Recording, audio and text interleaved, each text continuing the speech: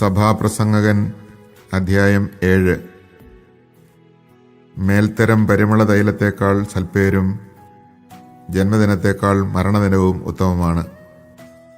സദ്യ നടക്കുന്ന വീട്ടിൽ പോകുന്നതിനേക്കാൾ നല്ലത് വിലാപം നടക്കുന്ന വീട്ടിൽ പോകുന്നതാണ്. സർവരുടെയും അന്ത്യം ഇതാണെന്ന് ജീവിച്ചിരിക്കുന്നവർ ഗ്രഹിച്ചുകൊള്ളും. ചിരിക്കുന്നതിനേക്കാൾ മേന്മ കരയുന്നതിനാണ്.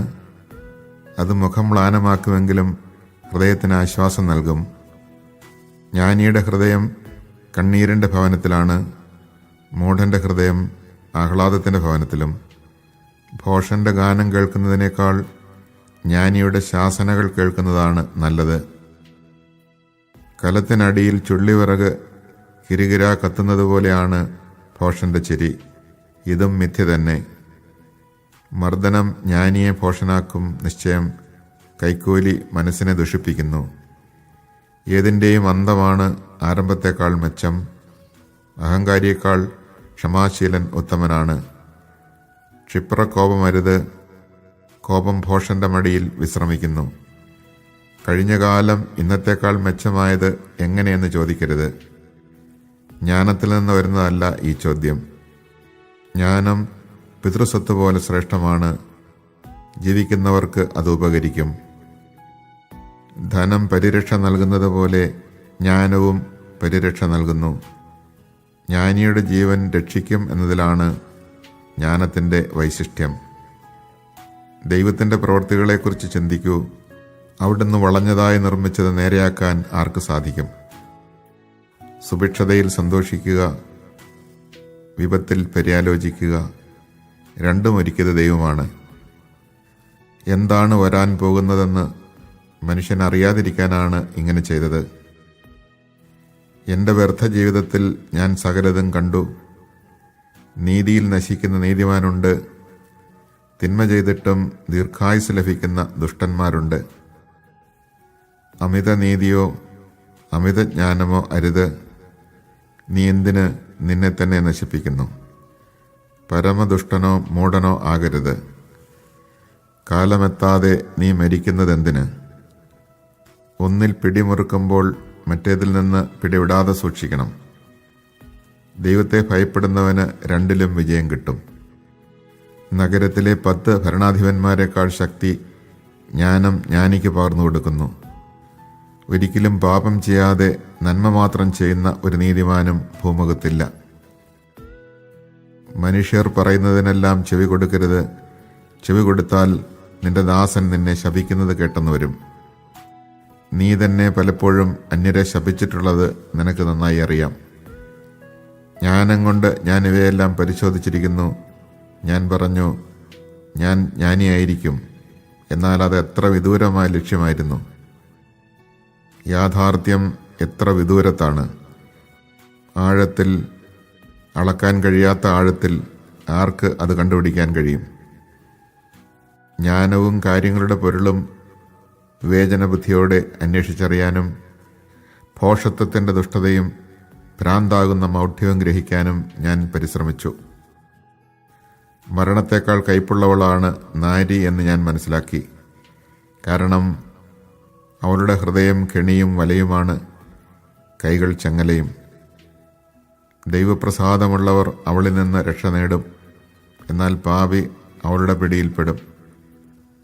സഭാപ്രസംഗകൻ പറയുന്നു, എൻ്റെ മനസ്സ് തുടർച്ചയായി അന്വേഷിച്ചിട്ടും കണ്ടുപിടിക്കാൻ കഴിയാത്ത ഒന്ന് ഇതാ ഞാൻ കണ്ടിരിക്കുന്നു. അല്പാൽപമായി അറിഞ്ഞതിൻ്റെ ആകത്തുകയാണ് ഇത്. എൻ്റെ മനസ്സ് ആവർത്തിച്ചന്വേഷിച്ചിട്ടും കണ്ടെത്താൻ കഴിയാത്തതാണ് ഇത്. 1000-ൽ-ഒരുവനെ ഞാൻ പുരുഷനായി കണ്ടു, എന്നാൽ ഒരുവളെയും സ്ത്രീയായി കണ്ടില്ല. ഞാൻ കണ്ടത് ഇതാണ്: ദൈവം മനുഷ്യനെ സരളഹൃദയനായി സൃഷ്ടിച്ചു. എന്നാൽ അവൻ്റെ സങ്കീർണ പ്രശ്നങ്ങൾ അവൻ്റെ തന്നെ സൃഷ്ടിയാണ്.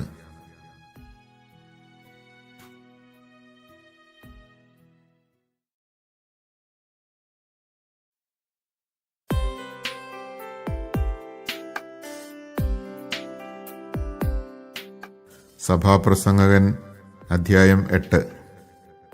ജ്ഞാനിയെപ്പോലെ ആരുണ്ട്? പൊരുളറിയുന്നവൻ ആരുണ്ട്? ജ്ഞാനം മുഖത്തെ പ്രശോഭിപ്പിക്കുന്നു, പരുഷഭാവത്തെ അകറ്റുന്നു. ദൈവനാമത്തിൽ ചെയ്ത ശപഥമോർത്ത് രാജകൽപ്പന പാലിക്കുക. അനിഷ്ടകരമെങ്കിലും അവൻ്റെ സന്നിധി വിട്ടുപോയി ഉടനെ അത് ചെയ്യുക. യഥേഷ്ടം പ്രവർത്തിക്കുന്നവനാണല്ലോ രാജാവ്. അവൻ്റെ വാക്ക് അന്തിമമാണ്. നീ എന്ത് ചെയ്യുന്നുവെന്ന് അവനോട് ചോദിക്കാൻ ആര് മുതിരും? കൽപ്പന അനുസരിക്കുന്നവന് ഒരു ഉപദ്രവവും ഉണ്ടാവുകയില്ല. ജ്ഞാനി തക്ക സമയവും വഴിയും അറിയുന്നു. മനുഷ്യജീവിതം ഭാരത്തിന് അടിപ്പെട്ടതെങ്കിലും ഓരോന്നിനും അതതിൻ്റെ സമയവും നീതിയുമുണ്ട്. ഭാവി അവന് അജ്ഞാതമാണ്. അതെങ്ങനെ ഇരിക്കുമെന്ന് പറയാൻ ആർക്ക് കഴിയും? പ്രാണനെ പിടിച്ചു നിർത്താനോ മരണസമയം നിശ്ചയിക്കാനോ ആർക്ക് കഴിയും? യുദ്ധസേവനത്തിൽ നിന്ന് വിടുതലില്ല. ദുഷ്ടതയ്ക്ക് അടിമയായവരെ അത് മോചിപ്പിക്കുകയില്ല. മനുഷ്യൻ മനുഷ്യൻ്റെ മേൽ അധികാരം സ്ഥാപിച്ച് ദ്രോഹിക്കുന്നതിനിടയിൽ സൂര്യന് കീഴിലുള്ള എല്ലാറ്റിലും സൂക്ഷ്മ നിരീക്ഷണം നടത്തി കണ്ടെത്തിയതാണ് ഇത്. ദുഷ്ടന്മാരെ സംസ്കരിക്കുന്നത് ഞാൻ കണ്ടു. വിശുദ്ധ സ്ഥലത്ത് വ്യാപരിച്ചിരുന്നവരാണ് അവർ. ഇതൊക്കെ ചെയ്ത തങ്ങളുടെ നഗരത്തിൽ അവർ ശ്ലാഘിക്കപ്പെട്ടിരുന്നു. ഇതും മിഥ്യ തന്നെ. തിന്മയ്ക്കുള്ള ശിക്ഷ ഉടൻ നടപ്പാക്കാത്തതിനാൽ മനുഷ്യമക്കളുടെ ഹൃദയം അതിൽ മുഴുകുന്നു. 100 തവണ തിന്മ ചെയ്തിട്ടും ദുഷ്ടന്റെ ജീവിതം സുദീർഘമാണെങ്കിലും ദൈവഭക്തന് എല്ലാം ശുഭമായിരിക്കുമെന്ന് എനിക്ക് നന്നായിട്ടറിയാം. കാരണം അവൻ ദൈവസന്നിധിയിൽ ഭക്തിയോടെ വ്യാപരിക്കുന്നു. നീചന് നന്മ കൈവരുകയില്ല. ജീവിത നിഴൽ പോലെ നീട്ടാനും അവന് കഴിയുകയില്ല. കാരണം അവൻ ദൈവസന്നിധിയിൽ ഭയത്തോടെയല്ല വ്യാപരിക്കുന്നത്.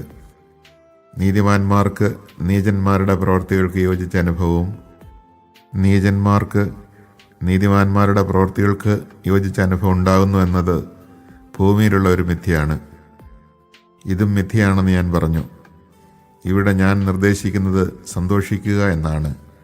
ഭക്ഷിക്കുകയും പാനം ചെയ്യുകയും ആനന്ദിക്കുകയും ചെയ്യുന്നതല്ലാതെ വേറെ ഭാഗ്യമില്ല. ഇത് സൂര്യന് കീഴെ ദൈവം അവന് നൽകിയിരിക്കുന്ന ആയുഷ്കാലത്തെ പ്രയത്നങ്ങളിൽ അവനെ തുണയ്ക്കും. ജ്ഞാനത്തെ അറിയാനും മനുഷ്യൻ്റെ വ്യാപാരങ്ങൾ മനസ്സിലാക്കാനും ഞാൻ രാപകൽ വിശ്രമമന്യേ പരിശ്രമിച്ചു. അപ്പോൾ കണ്ടത് ദൈവത്തിൻ്റെ കരവേലകളാണ്. സൂര്യന് കീഴെ നടക്കുന്ന പ്രവൃത്തികളെല്ലാം കണ്ടുപിടിക്കാൻ മനുഷ്യന് സാധ്യമല്ലെന്നാണ്. എത്ര ബുദ്ധിമുട്ടി അന്വേഷിച്ചാലും അത് കണ്ടെത്തുകയില്ല. അത് കണ്ടുപിടിച്ചുവെന്ന് ബുദ്ധിമാൻ അവകാശപ്പെട്ടാലും അത് അവന് അതീതമത്രേ.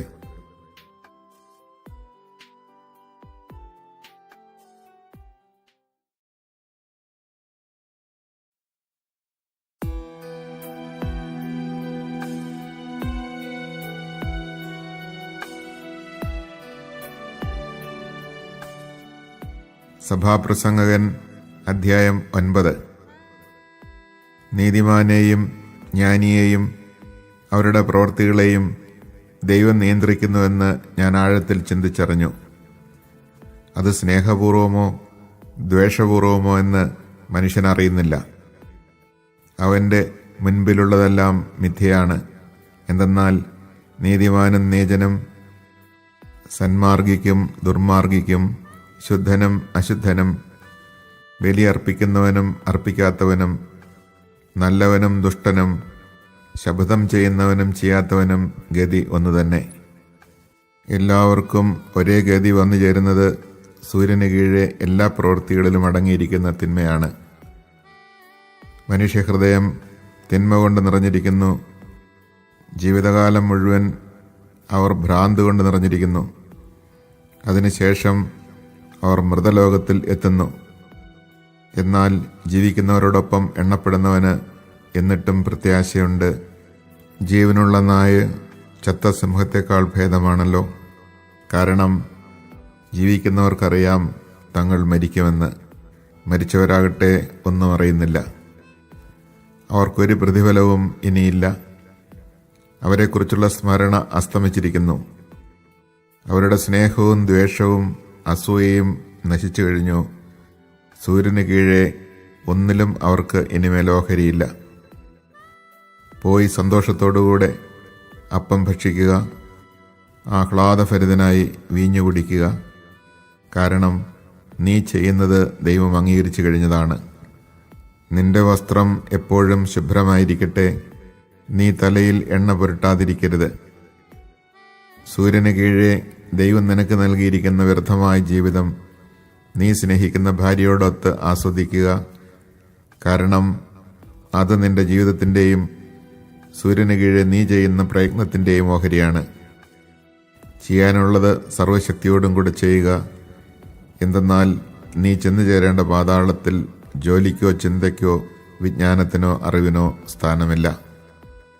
സൂര്യന് കീഴെ ഓട്ടം വേഗമുള്ളവനോ യുദ്ധം ശക്തിയുള്ളവനോ അപ്പം ജ്ഞാനിക്കോ ധനം ബുദ്ധിമാനോ അനുഗ്രഹം സമർത്ഥനോ അല്ല ലഭിച്ചിരിക്കുന്നതെന്ന് ഞാൻ കണ്ടു. എല്ലാം യാദൃച്ഛികമായി സംഭവിക്കുന്നതാണ്. തൻ്റെ സമയം മനുഷ്യന് അജ്ഞാതമാണ്. മത്സ്യം വലയിൽപ്പെടുന്നത് പോലെയും പക്ഷികൾ കെണിയിൽ കുടുങ്ങുന്നത് പോലെയും കഷ്ടകാലം വിചാരിക്കാത്ത നേരത്ത് മനുഷ്യമക്കളെ കുടുക്കുന്നു. സൂര്യന് കീഴെ ജ്ഞാനത്തിന് ശ്രേഷ്ഠമായൊരു ദൃഷ്ടാന്തം ഞാൻ കണ്ടു. ഏതാനും ആളുകൾ മാത്രമുള്ള ഒരു ചെറിയ നഗരമുണ്ടായിരുന്നു. ശക്തനായ ഒരു രാജാവ് വന്ന് അതിനെതിരെ പ്രബലമായ ഉപരോധം ഏർപ്പെടുത്തി. എന്നാൽ അവിടെ നിർധനനായ ഒരു ജ്ഞാനിയുണ്ടായിരുന്നു. അവൻ തൻ്റെ ബുദ്ധി കൊണ്ട് ആ നഗരത്തെ രക്ഷിച്ചു. പക്ഷേ ആരും അവനെ സ്മരിച്ചില്ല. ദരിദ്രന്റെ ജ്ഞാനം അപമാനിക്കപ്പെടുകയും അവൻ്റെ വാക്കുകൾ അവഗണിക്കപ്പെടുകയും ചെയ്താലും ജ്ഞാനമാണ് ശക്തിയേക്കാൾ ശ്രേഷ്ഠമെന്ന് ഞാൻ പറയുന്നു. മൂഢന്മാരെ ഭരിക്കുന്ന രാജാവിൻ്റെ ആക്രോശത്തേക്കാൾ ശ്രേഷ്ഠമാണ് ജ്ഞാനിയുടെ ശാന്തമായ വാക്കുകൾ. ആയുധങ്ങളെക്കാൾ ശ്രേഷ്ഠമാണ് ജ്ഞാനം. എന്നാൽ വളരെയധികം നന്മ നശിപ്പിക്കാൻ ഒരൊറ്റ പാപി മതിയാകും.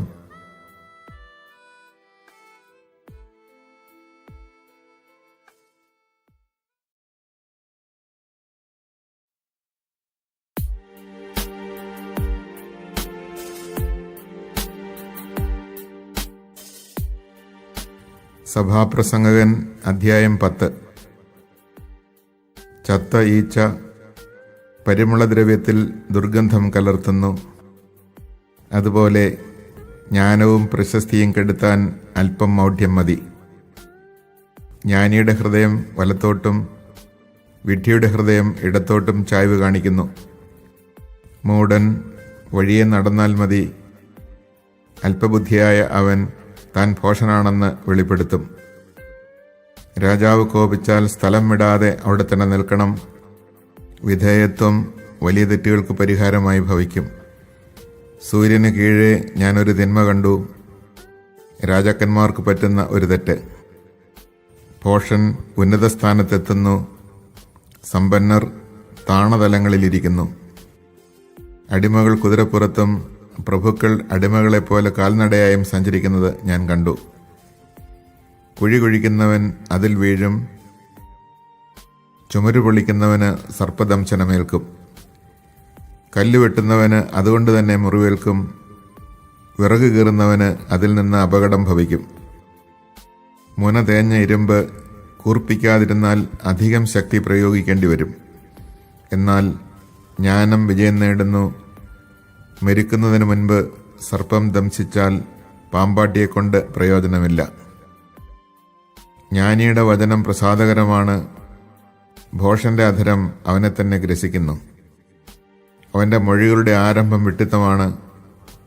സംസാരത്തിൻ്റെ അവസാനം തനി ഭ്രാന്തും.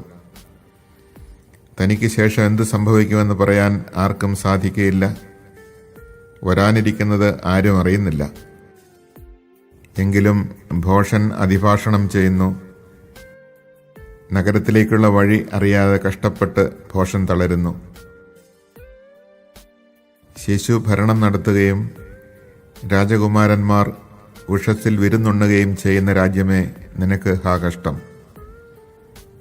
ആഭിജാത്യമുള്ള രാജാവിനെ ലഭിച്ച രാജ്യം ഭാഗ്യമുള്ളത്. അവിടെ രാജകുമാരന്മാർ ശക്തിയാർജിക്കാൻ വേണ്ടി ഉന്മത്തരാകാനല്ല, ഉചിത സമയത്ത് മാത്രം വിരുന്ന് നടത്തുന്ന രാജ്യം ഭാഗ്യമുള്ളത്. ഉടമസ്ഥൻ അശ്രദ്ധനായാൽ മേൽക്കൂര ഇടിഞ്ഞു വീഴും, അവൻ അലസനായാൽ പുര ചോരും. അപ്പമുണ്ടാക്കുന്നത് സന്തോഷിക്കാനാണ്, വീഞ്ഞ് ജീവിതത്തിന് ആനന്ദം പകരുന്നു. എന്നാൽ എല്ലാറ്റിനും പണം വേണം. രാജാവിനെ വിചാരത്തിൽ പോലും ശപിക്കരുത്, ഉറക്കറയിൽ പോലും ധനവാനെയും. ആകാശപ്പറവകൾ നിന്റെ ശബ്ദമേറ്റെടുക്കും, ഏതെങ്കിലും പദത്രിജാതി അക്കാര്യം ഉതിർത്തെന്നു വരും.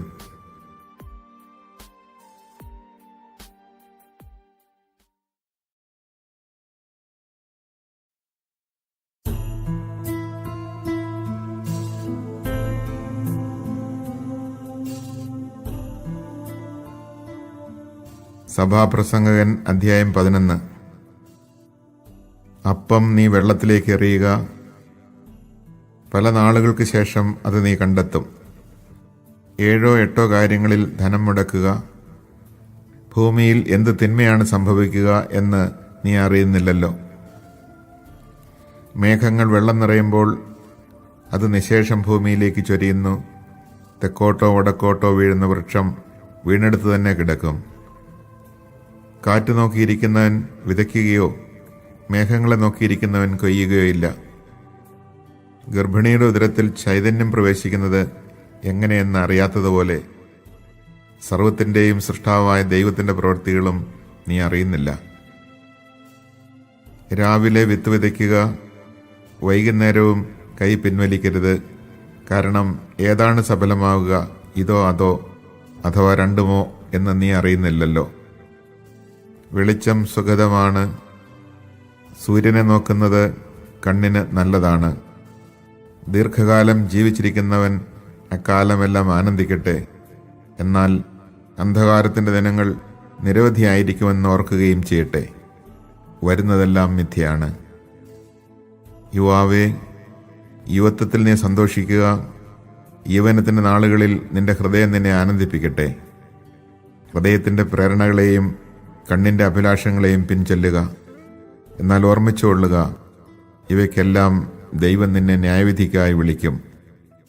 മനസ്സിൽ നിന്ന് ആകുലത അകറ്റുക, ശരീരത്തിൽ നിന്ന് വേദന ദൂരീകരിക്കുക. യുവത്വവും ജീവിതത്തിൻ്റെ പ്രഭാതവും മിഥ്യയാണ്.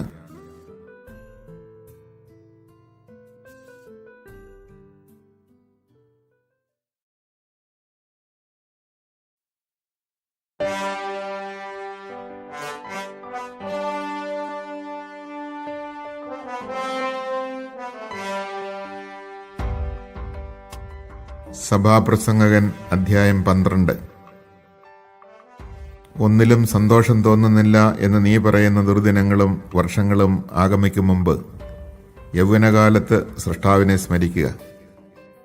സൂര്യനും പ്രകാശവും ചന്ദ്രനും നക്ഷത്രങ്ങളും ഇരുണ്ടുപോകും. വൃഷ്ടി കഴിഞ്ഞ് മറഞ്ഞ മേഘങ്ങൾ വീണ്ടും വരും. വീട്ടുകാവൽക്കാർ സംഭ്രമിക്കുകയും ശക്തന്മാർ കൂനിപ്പോവുകയും അരയ്ക്കുന്നവർ ആളുകുറവായതിനാൽ വിരമിക്കുകയും കിളിവാതിലിലൂടെ നോക്കുന്നവർ അന്ധരാവുകയും ചെയ്യും. തെരുവിലെ വാതിലുകൾ അടയ്ക്കപ്പെടും. മാവ് പൊടിക്കുന്ന ശബ്ദം മന്ദീഭവിക്കും. പക്ഷിയുടെ ശബ്ദം കേട്ട് മനുഷ്യൻ ഉണർന്നുപോകും. ഗായികമാരുടെ ശബ്ദം താഴും. ഉയർന്നു നിൽക്കുന്നതും വഴിയിൽ കാണുന്നതുമെല്ലാം അവർക്ക് ഭീതിജനകമാകും. ബദാം വൃക്ഷം തളിർക്കും, പച്ചക്കുതിര ഇഴയും, ആശ അറ്റുപോകും. മനുഷ്യൻ തൻ്റെ നിത്യഭവനത്തിലേക്ക് പോവുകയും വിലപിക്കുന്നവർ തെരുവീഥികളിലൂടെ നീങ്ങുകയും ചെയ്യും. വെള്ളിച്ചരട് പൊട്ടും, കനകപാത്രങ്ങൾ തകരും, അരുവിയിൽ വെച്ച് കുടമുടയും, നീർത്തുട്ടിയുടെ ചക്രം തകരും, ധൂളി അതിൻ്റെ ഉറവിടമായ മണ്ണിലേക്ക് മടങ്ങും. ആത്മാവ് തൻ്റെ ദാതാവായ ദൈവത്തിങ്കിലേക്ക് തിരിച്ചു പോവുകയും ചെയ്യും. സഭാപ്രസംഗകൻ പറയുന്നു, മിഥ്യകളിൽ മിഥ്യ, സമസ്തവും മിഥ്യ. സഭാപ്രസംഗകൻ ജ്ഞാനിയായിരുന്നു. കൂടാതെ അവൻ ആപ്തവചനങ്ങൾ വിവേചിച്ച് പഠിക്കുകയും ക്രമത്തിലടുക്കുകയും ചെയ്തുകൊണ്ട് ജനങ്ങൾക്ക് അറിവ് പകർന്നു. ഇമ്പമുള്ള വാക്കുകൾ കണ്ടുപിടിക്കാൻ സഭാപ്രസംഗകൻ ശ്രമിച്ചിട്ടുണ്ട്. സത്യവചസ്സുകൾ സത്യസന്ധമായി രേഖപ്പെടുത്തുകയും ചെയ്തിരിക്കുന്നു. ജ്ഞാനിയുടെ വാക്കുകൾ ഇടയൻ്റെ വടി പോലെയാണ്. ഇടയന്റെ സമാഹരിക്കപ്പെട്ട സൂക്തങ്ങൾ തറഞ്ഞുകയറിയ ആണികൾ പോലെയാണ്. മകനെ, ഇതിലപ്പുറമുള്ള സകലതിലും നീ മുൻകരുതൽ ഉള്ളവനായിരിക്കണം.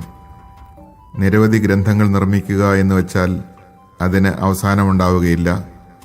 അധ്യയനം അധികമായാൽ അത് ശരീരത്തെ തളർത്തും. പരിസമാപ്തി ഇതാണ്: എല്ലാം കേട്ടുകഴിഞ്ഞത് തന്നെ. ദൈവഭയമുള്ളവനായിരിക്കുക, അവിടുത്തെ കൽപ്പനകൾ പാലിക്കുക. മനുഷ്യന്റെ മുഴുവൻ കർത്തവ്യവും ഇതുതന്നെ.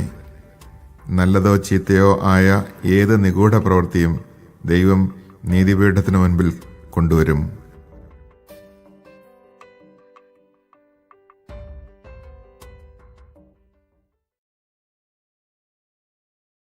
Chapter 7.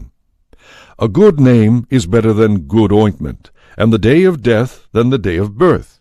It is better to go to the house of mourning than to the house of feasting, for that is the end of every man, and the living should take it to heart. Sorrow is better than laughter, because when the face is sad, the heart grows wiser. The heart of the wise is in the house of mourning, but the heart of fools is in the house of mirth. It is better to hearken to the wise men's rebuke than to hearken to the song of fools. For as the crackling of thorns under a pot, so is the fool's laughter. This also is vanity, for oppression can make a fool of a wise man, and a bribe corrupts the heart. Better is the end of speech than its beginning, better is the patient spirit than the lofty spirit. Do not in spirit become quickly discontented, for discontent lodges in the bosom of a fool. Do not say, How is it that former times were better than these? For it is not in wisdom that you ask about this. Wisdom and an inheritance are good, and an advantage to those that see the sun. For the protection of wisdom is as the protection of money, and the advantage of knowledge is that wisdom preserves the life of its owner. Consider the work of God. Who can make straight what he has made crooked? On a good day enjoy good things, and on an evil day consider, both the one and the other God has made, so that man cannot find fault with him in anything. I have seen all manner of things in my vain days, a just man perishing in his justice, and a wicked one surviving in his wickedness. Be not just to excess, and be not over-wise, lest you be ruined. Be not wicked to excess, and be not foolish. Why should you die before your time? It is good to hold to this rule, and not to let that one go. But he who fears God will win through at all events. Wisdom is a better defense for the wise man than would be 10 princes in the city, yet there is no man on earth so just as to do good and never sin. Do not give heed to every word that is spoken, lest you hear your servant speaking ill of you. For you know in your heart that you have many times spoken ill of others. All these things I probed in wisdom. I said, I will acquire wisdom, but it was beyond me. What exists is far-reaching. It is deep, very deep. Who can find it out? I turned my thoughts toward knowledge. I sought and pursued wisdom and reason, and I recognized that wickedness is foolish and folly is madness. More bitter than death I find the woman who is a hunter's trap, whose heart is a snare, and whose hands are prison bonds. He who is pleasing to God will escape her, but the sinner will be entrapped by her. Behold, this I have found, says Koheleth, adding one thing to another, that I might discover the answer which my soul still seeks and has not found. 1 man out of 1,000 have I come upon, but a woman among them all I have not found. Behold, only this have I found out. God made mankind straight, but men have had recourse to many calculations. Chapter 8. Who is like the wise man, and who knows the explanation of things? A man's wisdom illumines his face, but an impudent look is resented. Observe the precept of the king, and in view of your oath to God, be not hasty to withdraw from the king. Do not join in with a base plot, for he does whatever he pleases, because his word is sovereign, and who can say to him, What are you doing? He who keeps the commandment experiences no evil, and the wise man's heart knows times and judgments, for there is a time and a judgment for everything. Yet it is a great affliction for man that he is ignorant of what is to come. For who will make known to him how it will be? There is no man who is master of the breath of life, so as to retain it, and none has mastery of the day of death. There is no exemption from the struggle, nor are the wicked saved by their wickedness. All these things I considered, and I applied my mind to every work that is done under the sun, while one man tyrannizes over another to his hurt. Meanwhile I saw wicked men approach and enter, and as they left the sacred place, they were praised in the city for what they had done. This also is vanity. Because the sentence against evildoers is not promptly executed, therefore the hearts of men are filled with the desire to commit evil. Because the sinner does evil 100 times and survives. Though indeed I know that it shall be well with those who fear God, for their reverence toward him, and that it shall not be well with the wicked man, and he shall not prolong his shadowy days, for his lack of reverence toward God. This is a vanity which occurs on earth. There are just men treated as though they had done evil, and wicked men treated as though they had done justly. This too, I say, is vanity. Therefore I commend mirth, because there is nothing good for man under the sun except eating and drinking and mirth. For this is the accompaniment of his toil during the limited days of the life which God gives him under the sun. When I applied my heart to know wisdom and to observe what is done on earth, I recognized that man is unable to find out all God's work that is done under the sun, even though neither by day nor by night do his eyes find rest in sleep. However much man toils in searching, he does not find it out, and even if the wise man says that he knows, he is unable to find it out. Chapter 9. All this I have kept in mind and recognized, the just, the wise, and their deeds are in the hand of God. Love from hatred man cannot tell. Both appear equally vain, in that there is the same lot for all, for the just and the wicked, for the good and the bad, for the clean and the unclean, for him who offers sacrifice and him who does not. As it is for the good man, so it is for the sinner. As it is for him who swears rashly, so it is for him who fears an oath.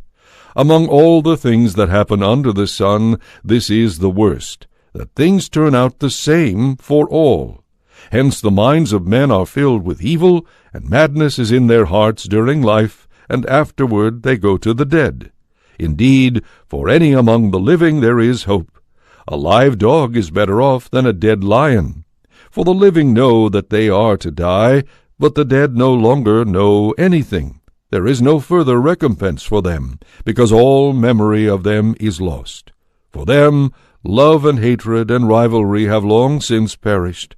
They will never again have part in anything that is done under the sun. Go, eat your bread with joy, and drink your wine with a merry heart, because it is now that God favors your works. At all times let your garments be white, and spare not the perfume for your head. Enjoy life with the wife whom you love, all the days of the fleeting life that is granted you under the sun. This is your lot in life, for the toil of your labors under the sun. Anything you can turn your hand to, do with what power you have, for there will be no work, nor reason, nor knowledge, nor wisdom in the nether world where you are going. Again I saw under the sun that the race is not won by the swift, nor the battle by the valiant, nor a livelihood by the wise, nor riches by the shrewd, nor favor by the experts, for a time of calamity comes to all alike. Man no more knows his own time than fish taken in the fatal net, or birds trapped in the snare. Like these, the children of men are caught when the evil time falls suddenly upon them. On the other hand, I saw this wise deed under the sun, which I thought sublime. Against a small city with few men in it advanced a mighty king, who surrounded it and threw up great siege works about it. But in the city lived a man who, though poor, was wise, and he delivered it through his wisdom.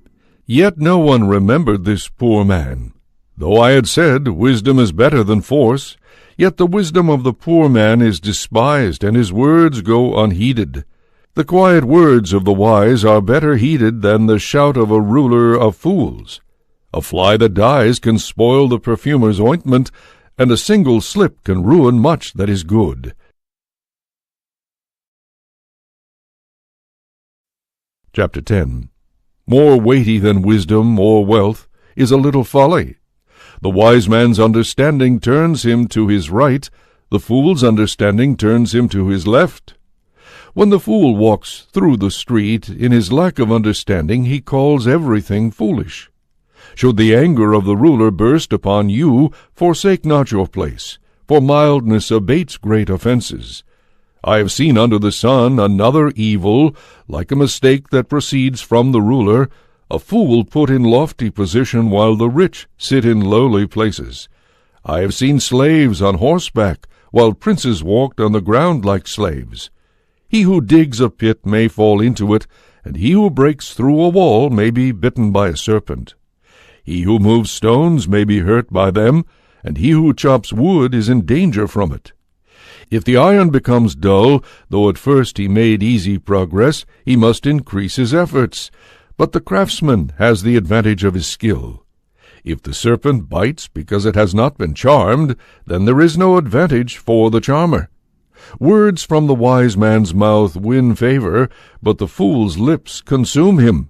The beginning of his words is folly, and the end of his talk is utter madness. Yet the fool multiplies words. Man knows not what is to come, for who can tell him what is to come after him? When will the fool be weary of his labor, he who knows not the way to the city? Woe to you, O land, whose king was a servant, and whose princes dine in the morning! Blessed are you, O land, whose king is of noble birth, and whose princes dine at their right time, for vigor and not in drinking bouts. When hands are lazy, the rafters sag. When hands are slack, the house leaks. Bread and oil call forth merriment, and wine makes the living glad, but money answers for everything. Even in your thoughts do not make light of the king, nor in the privacy of your bedroom revile the rich, because the birds of the air may carry your voice, a winged creature may tell what you say. Chapter 11. Cast your bread upon the waters. After a long time you may find it again. Make 7 or 8 portions. You know not what misfortune may come upon the earth. When the clouds are full, they pour out rain upon the earth. Whether a tree falls to the south or to the north, wherever it falls, there shall it lie.